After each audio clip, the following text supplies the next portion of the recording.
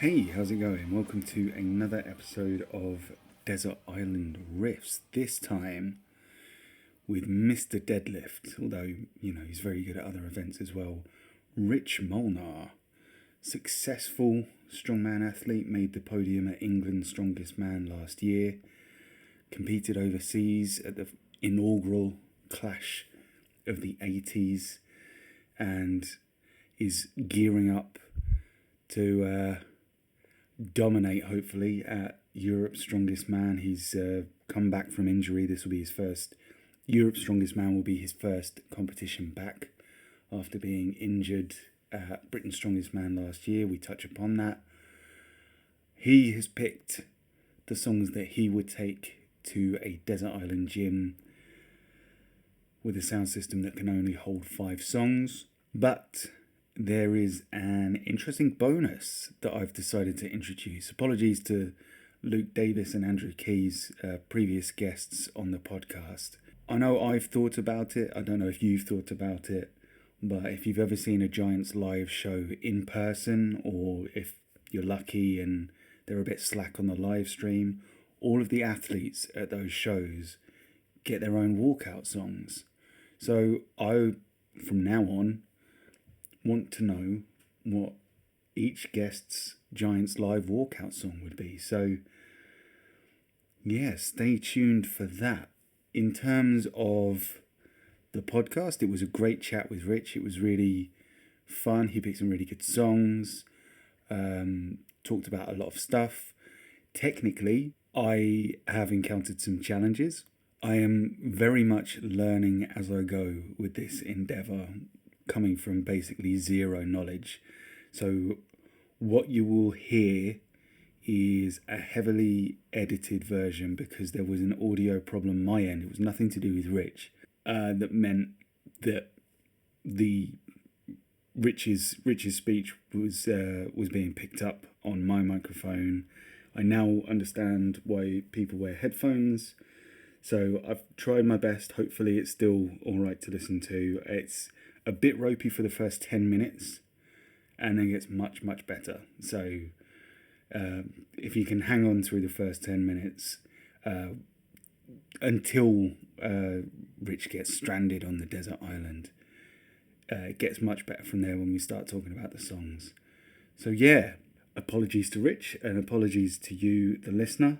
I will be back at the end of the podcast to talk about some stuff that I've been listening to. Why not? So sit back, relax, and listen to this Desert Island Riffs with Rich Molnar. So I'm here with Rich Molnar. How are you doing, sir? Yeah, really good, mate. Really good. Really good. You training today? So today's actually rest day. We've had Sunday was power stairs and shield. Monday, log and yoke.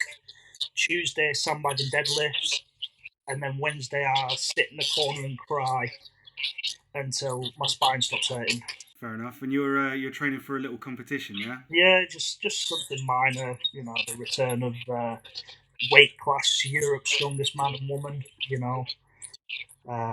Which I would argue is the second biggest title you can win in weight class strongman. You qualified via the online qualifier, right? I did, yeah. Did you win the online qualifier? No. So I think Steve Wiley won the online qualifier because he put up a 180 stone. It's a silly stone, that's it.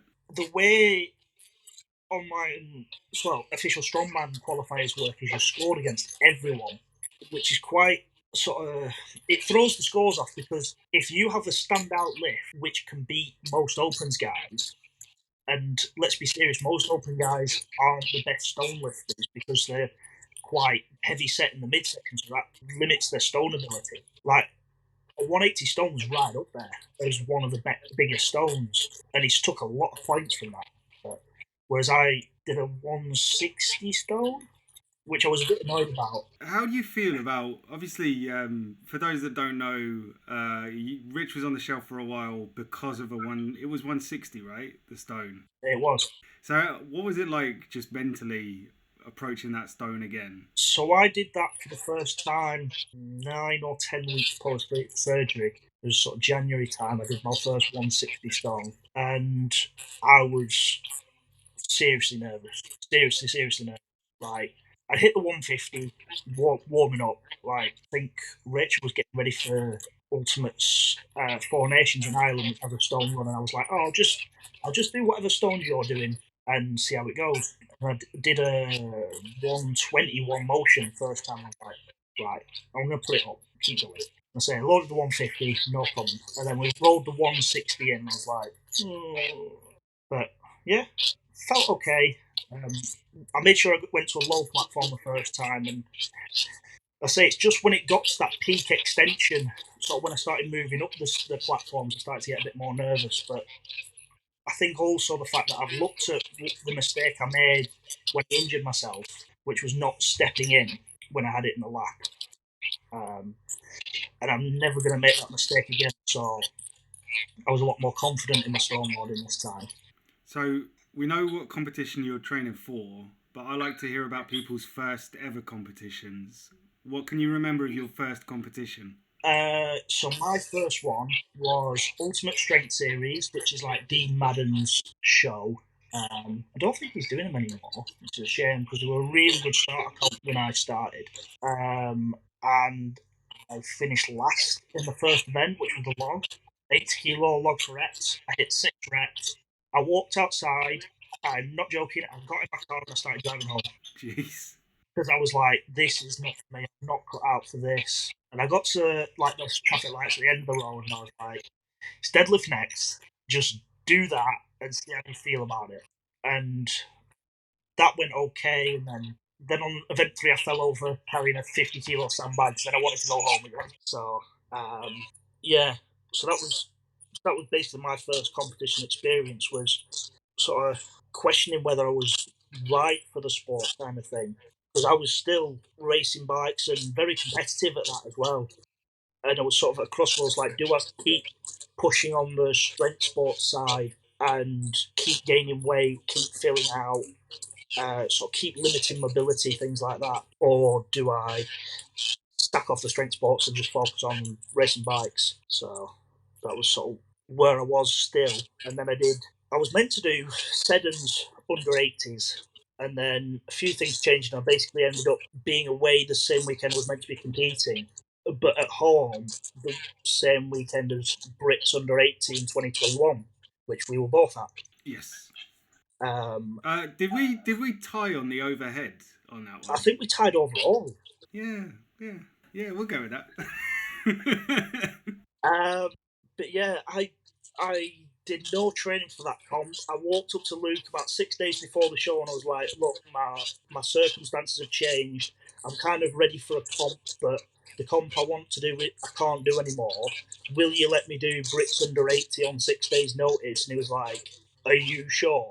I was like, yeah, I'll pay the entry fee. It's, as long as you'll have me, I'll do it, kind of thing. And I was stood there and I was like, oh my god, that's Flash. He's never been beaten in Europe before. And there's Dean. He's this Scottish freak who's he's mental. And the twins. I mean, their deadlift at the time was like unparalleled. And I was just there like, oh, I'm not sure I belong here. But yeah, so that was my second comp, and when I was doing that, not also like because it was split over 2 locations, Yeah. and I went and watched the last 4 events at Lean Body, and sort of I just spent time sort of picking everybody's brains and kind of picking it apart, and I was like, you know what, this is definitely for me, you know. And that was really when I sort of changed my mentality. I was like, no, I'm going all in for this. So you're going to be training on a desert island, which has a gym that is fully equipped with everything you will need to continue training, but the sound system can only hold 5 songs. So I asked you to pick 5 songs that you could listen to, essentially, for as long as you're on this island. This is my language. So my big thing is understanding your sympathetic and parasympathetic nervous states and what drives them, and which is like your fight or flight and your rest or digest nervous states. And music is my biggest driver. Like, if you sit me in a car for an hour on the way to the gym, and we're listening to System of a Down and we're listening to Black Sabbath, by the time I get to that gym, I'll be bouncing off the walls. So, would you consider yourself a metalhead or a mix? with my training music, yeah. But then away from the gym, I'm very sort of new country, the Lumineers and Mumford and Sons and that kind of thing. But when I'm training, it's heavy. Like I say, System of a Down, Enter Shikari, yeah, all that kind of thing. A lot of Rage Against the Machine, but I think I probably it used to be a joke at Chaos like, "Oh, Rich is in, he's going to deafen us all." But I think it's just I have a lot of self doubt in the sport, and I'll tell myself a million times I can't do something. I just have to turn up the music and drown out those voices of doubt, and then I can just once I'm going, I can't hear anything, but I just have to stop that little voice in the back of my head, just questioning if I can do it. Yeah, so we're going to work through the songs one by one, and for someone that's just said they like the Lumineers and Mumford and Sons and stuff, these songs don't really fit into. They wouldn't really sit side by side on like a festival lineup. So just tell us what your first song is. I think I put my number one hype song really, which is Enter Shikari, System Meltdown. Yeah, and you were cheeky. You were cheeky with this one. It is technically two songs, but one leads into the other. If anybody's been in the gym with me at the same time as I'm going for a PB or a big set, this is what's playing, right? And I'll spend the entirety of System pacing up and down and staring at the bar. And, I get really, really wound up. And, some of the people that were at FitX, I probably scared them quite a bit because I was stood sort of behind the stone platforms at 100 CA, England's pro show, and I was like seething listening to this on repeat, waiting for them to say, right, let's go. But yeah, it sort of builds really gradually, and then it has this moment where it's like just says it's your future, and I usually just start strapping into the bar as it comes up with that, and I'm like, yeah, let's go, and it's like this is going to change everything, and you're getting really wound up, and then there's this huge drop, and then you're like, right, let's do it, let's go. I was listening to it thinking you're a very cheeky boy because it is like System starts off and it starts off. It could be its own song, and I checked how long it is, and it's like 2 minutes long. So you're 2 minutes pacing, and then it kicks into meltdown, and then I thought, yeah, I guess if they play this live, they're not going to do one without the other. No way. So I guess we can let it slide. Yeah, yeah, but that is like absolute top set, big height, max deadlift song kind of thing. Any other Enter Shikari songs that you listen to in the gym, or I mean, to be honest, like I would say a lot of my training music is Enter Shikari. I went to see. I was never like huge on them. Then I went to see them live 4 years ago now at Preston Guild Hall, which is like the tiniest venue. Like I think there was about 200 people in there, and it was full, right? And it was the most insane gig I've ever been to. And I was like, this is this. And then, when you're in sort of quite a close, almost fraternity kind of thing, where everybody's sort of really into that band. Yeah, I really got into them after that. So a lot of my training music is Enter Shikari, yeah. I was in a similar sort of boat where I think the more I do these little podcasts, the more I will expose the fact that when I was in my early 20s, I was a complete elitist gatekeeper. And Enter Shikari got really. I don't know what the song's called, but it's the one with the claps that everybody dances to. Sorry, Not a Winner. Yeah. And I kind of dismissed it, poo pooed it. And like I have been going through a phase the past few years where like music makes me cry. Not like full on tears, but like kind of almost go. And I was walking to the shops today, listening to this, and when it kicked into meltdown, I felt myself kind of go, "Mm." And so I think that means that I'm kind of into it. I like that he when he sings, he's very British as well. Like doesn't try and put on an American accent. Oh yeah, it's very British, and it's a lot of the music's quite politically driven as well. You know, like arguing with thermometers is like it's real. It's really real, and I say it's very angry, politically driven, and yeah, talking about sort of real issues and getting really animated about them, which I quite enjoy. But then they also have a few songs. I mean, when I was sort of first got injured, I listened to Airfield, which is like the most depressing song you could ever listen to. I listened to that pretty much on repeat when I was sort of traveling around America on my way to Clash. I was like, it's like it just goes on. Basically, pretty much says you're down on your luck, but it doesn't mean you're out. And I was just like, you know what? It's not the end. You can keep going. You can do whatever you want. And then that sort of kept me going through Clash. And then same again, whilst I was sort of rehabbing post surgery, was like, it's not the end. You can pick yourself up. So yeah, there's a lot of emotions evoked by Shikari. I say I will admit that I have cried on more than one occasion listening to Shikari, but I'm not afraid to admit it. I'm an emotional guy. Yeah, shouldn't be afraid to admit it. But so if this one gets you hyped for like a 1 rep max, your next song, which I'll introduce it, because this is an album that I have had for like 20 years. I bought it because I liked the front cover and they were on a record label that I really liked. I You told me about this. You told me you liked this song quite a while ago, and it made me think, what? And I looked up this band today, and they have done this one album, and that's it. So how did you? The song is "Destiny Never Came" by a band called Hundred Demons. How did you find the song? Actually, I have to thank Tom Hume for that. So I was just scratching my head for things to listen to whilst I was training. And he texted me. It was like, listen to this album. It slaps. All right. And then I put Destiny Never Came, and it has just where it drops, and it's like fuck your destiny, fuck your golden child, and it's just like yeah, I like that.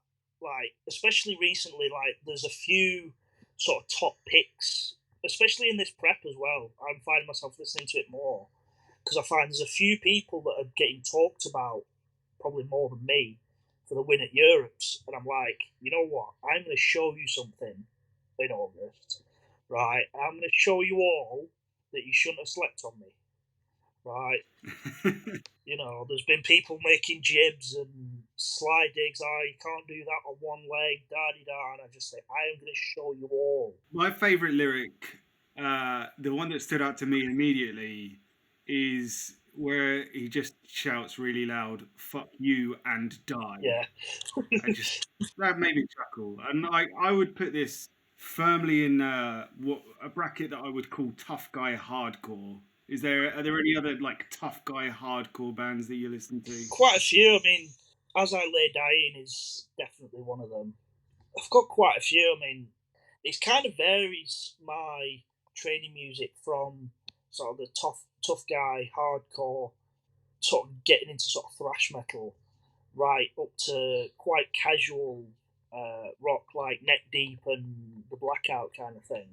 I probably do people's heads in skipping songs depending on what event I'm training and what kind of mood I'm in. And I'm all, if like somebody's like, "Oh, the speaker's free," I'm like, "Right, I'm on it," and then I do everybody's head in, skipping through songs like it's not the right song for this moment. Yeah, the tough guy hardcore is it's the stuff that like it makes you want to puff your chest out and proper bowl around and throw the odd fist out randomly in any direction and screw your face up, Yeah, bob your head. Yeah. yeah, it's one of them just where it kicks in, and I'm like, I could kick a door off its hinges right now. Yeah, that's exactly it. That's exactly it. Your next pick. Can you remember which one that was? That's Slaughter of the Soul, or is it? Well, you've already said it, so we've got to talk about it. So, At the Gate, Slaughter of the Soul. Right. This one, this is actually quite funny. Did you ever play any of the Tony Hawk games? One or two. Right.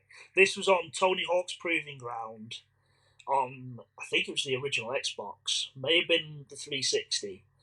And like like in all the old console games, you could sort of pick a song or pick from a song list, pick the ones that you wanted, didn't want. I would put everything as no apart from this song and just listen to it on repeat constantly until I was sick of it. Right, it was just one of those where it just proper gets under your skin. And again, another one where it's just that initial opening riff where it's sort of quite muted, and then there's like a bit of a drop, and he just says go. And it's like, I will literally, if you put anything in front of me, heavy deadlift, 400 kilo yoke, farmers, stones, anything, right, I will rip it off the floor like you've never seen before. Yeah, I have got certain musical triggers, and one of those musical triggers is where the music stops and the singer shouts "Go."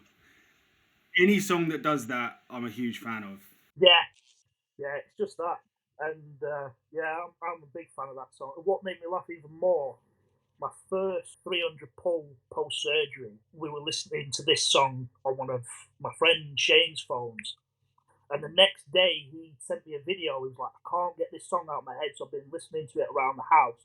And now my 4 or 5 year old won't stop listening to it either. And he sent me a video of his kid headbanging to Slaughter of the Soul. I was just like, I am so proud right now. So do you listen to the album or any more At the Gate? I'll be honest, like it's just that one song really got under my skin. Do you have any idea how influential that song and that album has been on every metal album since it was released in like '92, I think, early '90s? Is it that old? Yeah, it's pretty old. It's pretty old. But yeah, you can hear those bouncy, like the intro riff that's kind of bouncy. You can hear that stuff in so many modern metal bands. But yeah, it's just that one song. Yeah, I've been sort of quite, I won't say closed off, but just never looked into the band anymore. And like, I'll listen to anything that my Spotify puts as like a suggested. It just never suggests anything. So No, that's fair enough. There was so they were a band in the early '90s. They split up. I think they split up quite acrimoniously. They didn't talk to each other for a long time, and the singer was in a bunch of other bands, and one of his other bands played Milton Keynes, which is where I grew up. And my mate's band supported him, and they decided to cover an At the Gate song during their set. And I thought that's a bit risky because what if he hates anything to do with At the Gates? But he got up on stage and actually sung it with them, so he was all right with it. But yeah, no, they're still going. They played Leeds last year. They did the whole album start to finish, so I got to see the dum dum dum go, and yeah, lost my mind. It was great. I bet the pit at that show was immense. Yeah, but because the album is so old, most of the crowd was sort of blokes my age, so it was just like running around for a bit and stopping and taking a breath and then running around again, you know. But so let's talk about your fourth, which is Asking Alexandria, Dear Insanity, and you put a little disclaimer on this one. This is not tough guy metal. This is poser wannabe metalcore, which I will admit I am a fan of. Yeah, a bit of screaming, a bit of singing. Yeah, a lot of my high school years were spent listening to Asking Alexandria, and I think that was kind of my introduction into metal because sort of growing up, my parents listened to a lot of Queen, Eurythmics, Slade, that kind of thing. And then when I was sort of early at school, I realised that nobody else listened to that. Everybody was listening to what was in the charts and, 50 Cent, Eminem. And then I could never really get into the music. It never really resonated with me. And then a few of my friends were listening to Bullet My Valentine and Asking Alexandria, and I was like, yeah, this is more my vibe. And then it just sort of got heavier and heavier as I went on. got older, kind of thing. Yeah, I think everybody's got a gateway band. Bullet was my gateway band. Did Scream Aim Fire, was that the album name? I think so. I might be going to see them in a couple of weeks at a festival I'm going to. Yeah, all right. Not jealous. But yeah, that was kind of my gateway band, and then listened to Asking Alexandria a lot, and then sort of Dear Insanity was like part of a 3-part film that they did, and Dear Insanity was like the final part. Just that sort of breakdown at the sort of 3/4 stage of the song, where it's like, you've seen what I can do, you've seen what I've become, now you'll see what I'm capable of. Again, it's just like, let's go, come on. So the lyrics, like you really hook onto the lyrics of these songs, especially when it comes to like training. Oh yeah, I think, yeah, I probably do. I think, again, possibly just going back to that thing of just trying to drown out all the noise in my head, kind of thing. Just focus on something completely different. If something just hits a key, it works for me, and I'll zone in on that and drown everything else out, kind of thing. But yeah, I really enjoy a lot of Asking Alexandria stuff. It's quite good fun. Yeah, going back to Enter Shikari, talking about how they sound very British.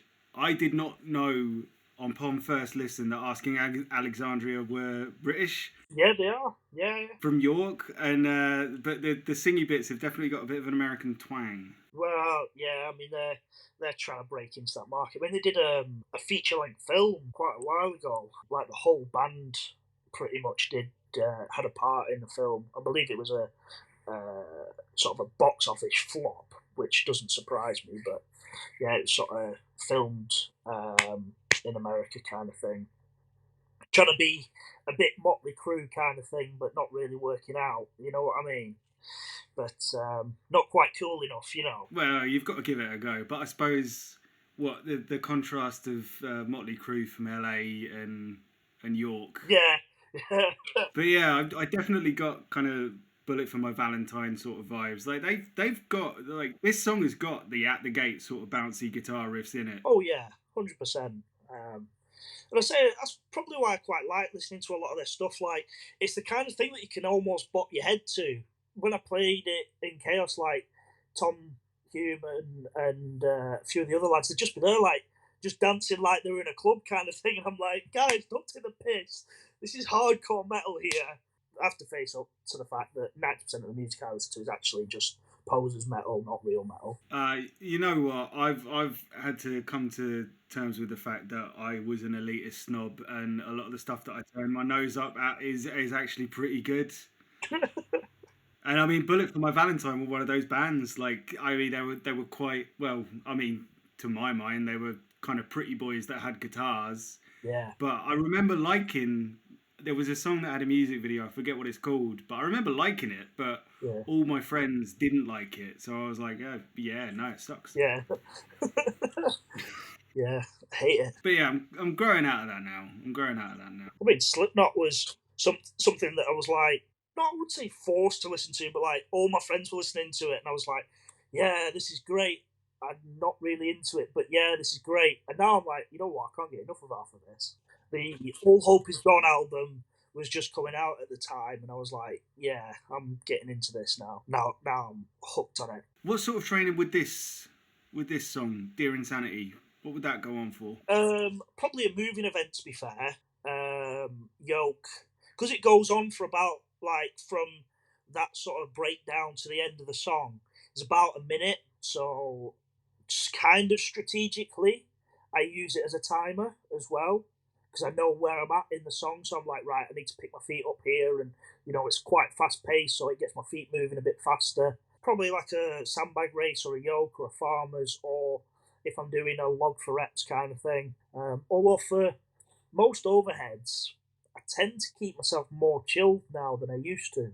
I used to be sort of all hype for overhead because it's overhead and I suck at it. But sort of after a conversation with my coach, Shane, he's like, actually, you need to be a lot more mellow and flowy and more controlled and direct with your overhead. So I tend not to get quite as animated with it, and I'll be quite passive with what's on the stereo for overhead kind of thing. because I'm just there trying to go through the motions all the time. Whereas everything else I can just go all out on. So we've had 4 out of the 5 songs, and you mentioned Rage Against the Machine earlier, and they made your list. So your 5th song is Balls on Parade. Why this song over other Rage Against the Machine songs? I don't know. I think, again, same reason as At the Gates. There's just that little breakdown, little pause where everything goes silent. And he just goes, "Go with it now."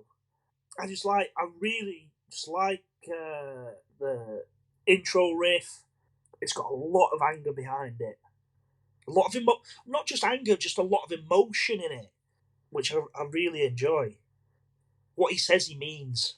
That's that's definitely the case. Like all of their songs are a comment on something. Like he never says anything. There's very little metaphor in his songs. He's pretty direct. But yeah, so what sort of, because it's kind of a more groovy, funky sort of song. Like Yeah, what sort of yeah. It's not so much top set work that this goes on for. Maybe warm ups and starting to get sort of wound up, or doing back off sets, that kind of thing, and just trying to keep the momentum going. Trying to keep flowy, trying to keep heightened but not max height kind of thing. Just plugging away at training kind of thing. Again, maybe a log for reps or a stone load, bag load for reps. Where I'm just trying to keep something flowing, keep it really loud to keep any sort of distraction out of my head. Yeah, So yeah, those are your 5 songs that you're going to be listening to. that'd be my top 5. But honestly, like I did think about it. I was like, oh, I could put this, could put that. I mean, there's Kid Rock is one of my sort of hit list. I don't even know how you would pronounce the name of the song, but everybody knows it. Bar with the bar. That's the one. That would be the one. Yeah. That would be the one. I mean, I'm assuming that's how it's said, but I didn't want to make an ass of myself on the video, so. Yeah, I'm pretty sure. But there's like a breakdown in the middle of that where it just sort of all goes quiet and there's just this killer riff, and then yeah, just that's one that really gets me going, and then loads of Limp Bizkit, loads of Limp Bizkit. I am an avid Limp Bizkit fan. Have you ever seen them live? I can't believe that I missed out on going to watch them live. Like, I know Shane and a load of the MST guys went to watch. I was like, oh, fuck, I forgot to get tickets. You know, That was recent, wasn't it? that was really recent. Yeah, yeah. But I mean, I also know that, like, because his most recent album is awful, like total trash. But then I think a lot of people thought that about his stuff in the early noughties, you know, and late 90s.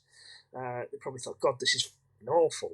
But now everybody loves it, kind of thing. So I wonder if, like, in 10, 20 years' time, I'll listen to some of this stuff that he's released recently and think, actually, this is all right. But I can't see it happening because I think it sucks. So this gym, while being fully stocked with everything you need to train, you are going to be allowed to take one bonus piece of equipment with you. It can be a specific implement that you've used at some gym that you absolutely love, or some implement that you absolutely hate that you want to leave on the island. Like there's I've said before, but there's a log at a gym not too far from me, and the first time I used it, I don't know what brand it is. I don't know. It just I hit my first PBs on the log in God knows how long. So I'm pretty sure that log is magic. So I'd take that. That is such a hard question. I'm assuming. I mean, my Texas deadlift bar. I'd take that. I mean, I took that to did my deadlift at FitX on that, because I was like, you know what, I don't want to use a certain branded bar. I want to use a Texas bar, and the promoter didn't have one, so I was like, right, I'll bring my own. That's something that I am very proud of, having my own bar. So what you're saying is, if I purchase a Texas bar, I'll be able to deadlift over 300 kilograms. Oh yeah, 100%. Right. Although I am yet to have a play on the new Kratos bar, which I'm very excited for, to be honest. It is starting to blow up quite a bit. I think the max deadlift at Blackpool's Strongest Man and Woman is actually going to attract some quite big names. I know Ben, Donan's saying he wants to do it. Dan Benson wants in on it. Who else wants in on it? Gav McNamee. Luke Davies is going to do it. I think it's going to be a lot of fun, that. Is that a weight class thing, or is it just the heaviest deadlift? Yes. So I think the plan at the minute is for us to all weigh in at under 90 and try and set a under 90 Kratos bar max deadlift. Apart from Luke, who'll do it as a 105 and try and set the outright record. We'll see. We'll see if it all comes together. I say it'll be a couple of weeks after Europe for a lot of us. Yeah. So I think we're all going to see how we're feeling, kind of thing. I think that'll be a lot of fun. I'm looking forward to doing another max deadlift. So we mentioned Giants Live briefly, and I asked you to pick a bonus song. Yeah. Because I thought this would be really interesting, because I've thought about it before. What would be your Giants Live walkout song? Because they've all got one. Yeah, and I think they're all I think they all pick them themselves, although it may be on the promoter to pick some. I think, I'm sure Mark Felix gets told, you're walking out to Daddy Cool. Yeah. So what's yours? Are You Ready by D-Generation X. It's got to be the walkout song, hasn't it? A classic Attitude Era WWF. Yeah, that's it. Are you a wrestling fan? I was sort of high school time. I haven't watched a lot of it since. I guess kind of grew out of watching it, but and I guess that was kind of the golden era of it as well. But yeah, that goes on for a lot of my log sets as well. I think probably because Shane listened to it whilst he was doing a max log, and I was like, you know what? If he listens to it, I need to listen to it because he's doing something right that I'm not doing. But yeah, it's got a real attitude to it. It's like really gets, say, not massively hyped, but super focused. It just sort of makes you feel like you can walk with your shoulders out. You know what I mean? Oh yeah. That's kind of what it was designed for. Like, you see those guys, Triple H and Shawn Michaels and that lot, like, walk to the ring to this song. Yeah. Would you do the crotch chops and everything? No. Maybe if I hit a 130 strict log, I might bring it out. But all right. Well, man, it's been a pleasure talking to you. Good luck at Europe's. Not that you'll need it. You're posting your training, and apart from a little trip the other day, you're absolutely smashing it. Yeah. I mean, I try and be as real as possible with it as well. So the days I'm having a bad day, I'll talk openly about it, because I think a lot of guys at the top kind of like to make themselves, or kind of like to tell everybody, oh yeah, it's all good, every day's brilliant, and some days it's even, the best guys have bad days, and I'm not even the best guys, I'm just a normal guy who likes lifting heavy things.